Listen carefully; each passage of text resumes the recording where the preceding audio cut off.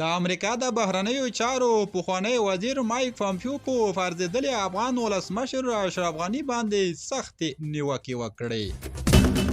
ښاغلی مایک پامپیو وایي د فرضېدلي ولسمشر محمد اشرف غني ټولې تګلارې د سولې مخالفې وې او د وروستیو ولسمشریزو ټاکنو پروسه یې له درغلۍ ډکه وه.